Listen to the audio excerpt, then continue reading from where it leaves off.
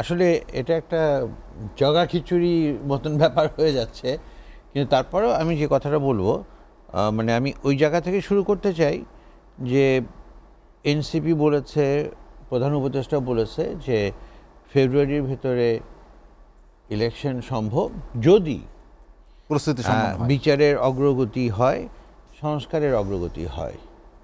প্রস্তুতির ব্যাপারে কিন্তু কোনো সমস্যা নাই, কারণ ইলেকশন কমিশন বহুত আগেই বলেছে যে তারা যে কোনো ডেটে করার জন্য প্রস্তুত আছে, শুধু তারা নির্দেশনাটা পেলেই হলো।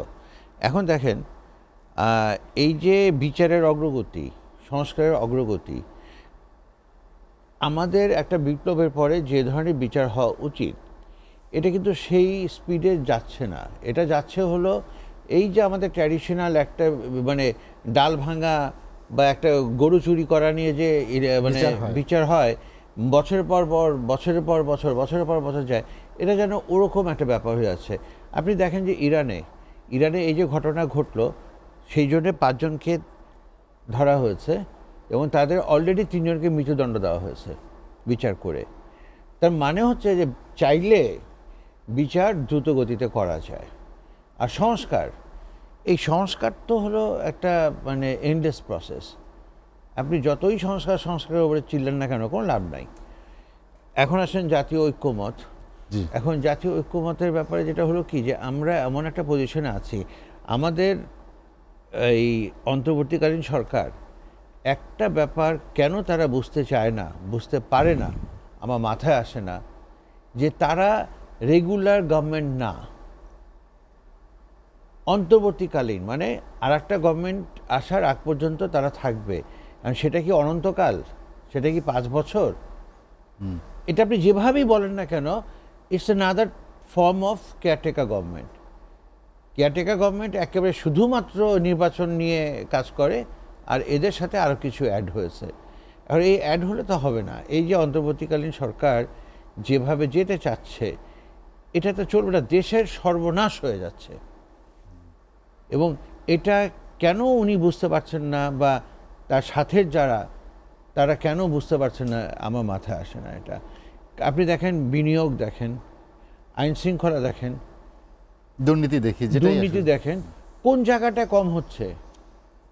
কোনো জায়গায় কোনো কম হচ্ছে না। আর এক এক দিন এক একটা মানে কি বলবো, যে ওই গিমিক দেখায়। আজকে সাকিব আল হাসানকে নিয়ে একটা হলো যে দুদকের মানে যে নিষেধাজ্ঞা, এরকম এক এক দিন এক একটা দেখিয়ে মানুষের মানে টেনশনটা ডাইভার্স করার চেষ্টা করছে, কিন্তু এভাবে হবে না। আমি খুবই কষ্ট পাবো যদি দেখি যে প্রফেসর ইউনূসের মতন এত সম্মানীয় একজন লোক অত্যন্ত অসম্মানের সাথে নেমে গেল বা নামতে বাধ্য হলো। এটা খুবই কষ্ট লাগবে, কিন্তু উনি যে পথে যাচ্ছেন তাকে কিন্তু ঠিক সেগুলোই করতে হবে। এই যে মবক্রেসি, এই যে সমস্ত কিছুগুলো, কারণ যত দিন যাবে তত অবস্থার আরও অবনতি হবে।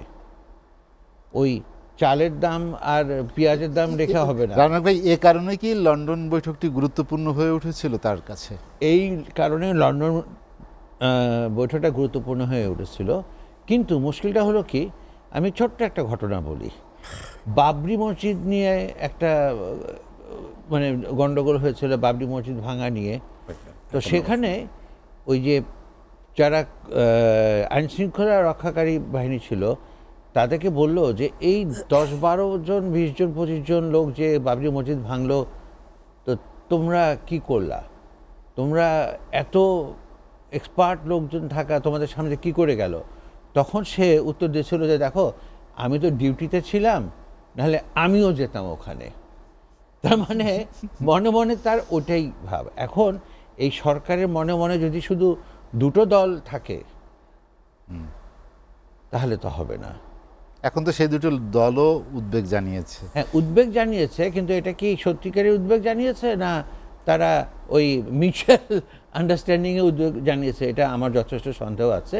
তবে আমি মনে করি, আমি আবারও রিপিট করছি, এই জাতীয় ঐক্যমত 100% কখনো হবে না। সংস্কারের তো কোনো প্রশ্নই আসে না। আপনাকে রিয়ালিটি বুঝতে হবে, বাংলাদেশের পার্সপেক্টিভ বুঝতে হবে। আপনি ইংল্যান্ডে যেটা পাবেন, কানাডা যেটা পাবেন, এমনকি শ্রীলঙ্কা যেটা পাবেন, সেটা কিন্তু বাংলাদেশে পাবেন না। এটা যদি বাংলাদেশে আশা করেন তাহলে একটা চরম ভুল হবে। কিন্তু সংস্কার নিয়ে যে দিনের পর দিন আলোচনা, যে সাদাত হোসেন সেলিম ভাইরা যে যাচ্ছেন বিভিন্ন দলের সাথে আলাপ আলোচনা যাচ্ছেন, হচ্ছে, কিন্তু ওনারা কতটুকু সময় নিয়ে আলোচনা করতে পারছেন এবং সেটার পরে সংস্কারটা কি হচ্ছে? কোনো সংস্কার করতে পারবে না। দুটা অ্যাটেম্প নিয়েছিল, একটা হলো এই সচিবালয়, আরেকটা হচ্ছে এনবিআর। দুটোতে ফেল করেছে। আরও যদি 100টা অ্যাটেম্প নেয়, 100টাতে ফেল করবে। পারবে না। এই সরকারকে বুঝতে হবে they are not elected government. তাদের কোনো মানে ডিসিশনই, কোনো ইমপ্লিমেন্টেশনই ঢোপে টিকবে না until and unless it is approved by the parliament. পার্লামেন্টে যেতে হবে, এবং পার্লামেন্টে কে থাকবে? নির্বাচিত সরকার। অন্তর্বর্তীকালীন সরকার যে নামেই বলেন না কেন, তারা থাকবে না।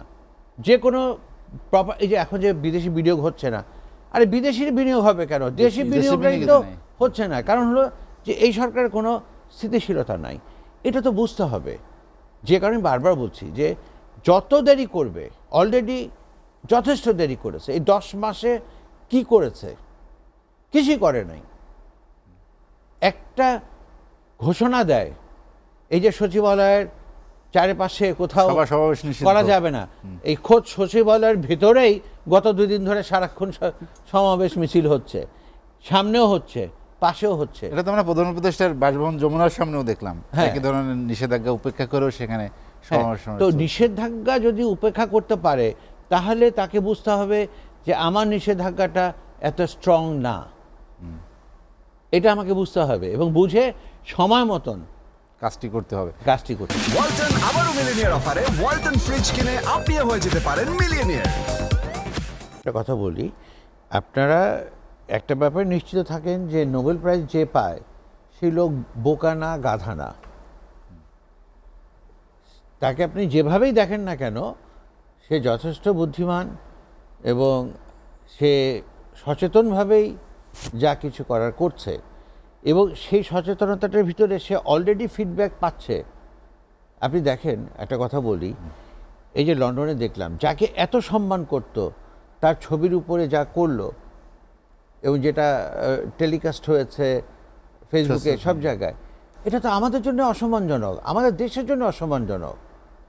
এটা বুঝতে হবে যে প্রফেসর ইউনূসকে অসম্মান করা মানে শুধু প্রফেসর ইউনূসকে অসম্মান করা না, দেশকেও অসম্মান করা।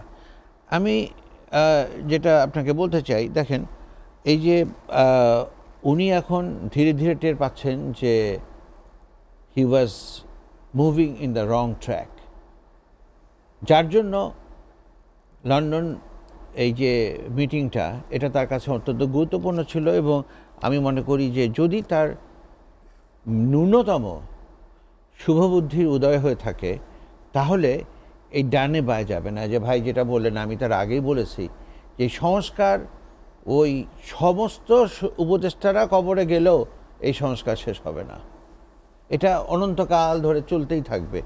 ওটা না, কিন্তু যে কথাটা শান্তভাবে বললেন, দ্যাট ইজ মোস্ট ইম্পর্টেন্ট।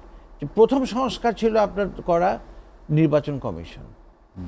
আপনি সংস্কার করবেন কি দিয়ে?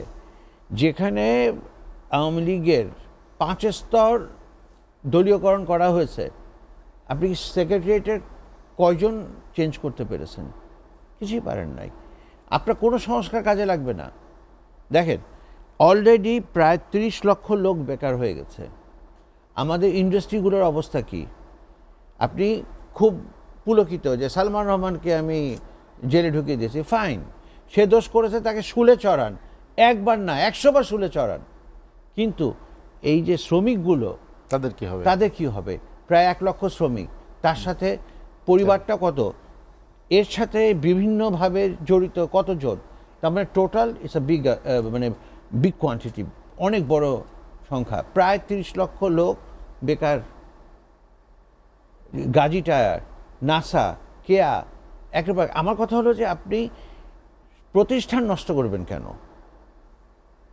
আপনার তো জ্বালাও পোড়া করার দরকার নাই।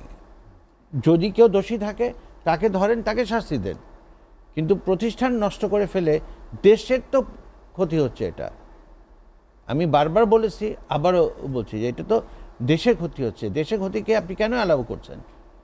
আর যে কথাটা সবাই বলেছে, আবারও আমি বলতে চাই যে এই ঐক্যমত এগুলা কোনো কিছু না, এগুলা হলো মানে ধোঁয়া, জাস্ট ওয়েস্টেজ অফ টাইম। এবং আমি একটু জানতে চাই, যদি ঐক্যমত্য না হয় তাহলে কি অপশন খোলা আছে ডক্টর মোহাম্মদ ইউনূসের হাতে?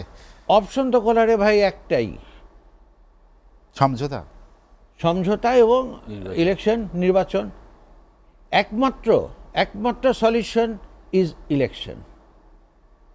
আপনাকে এখানে বসানো হচ্ছে এই অনুষ্ঠানটা পরিচালনা করার জন্য। আপনি যদি ধরেন সেটা না করে এই 1 ঘন্টা আপনি একাই বলে যান, তাহলে কি হবে? হবে না। এর জন্যই বলছি যে অনলি সলিউশন, যদি দেশের ভালো চায় ওনারা, নির্বাচন।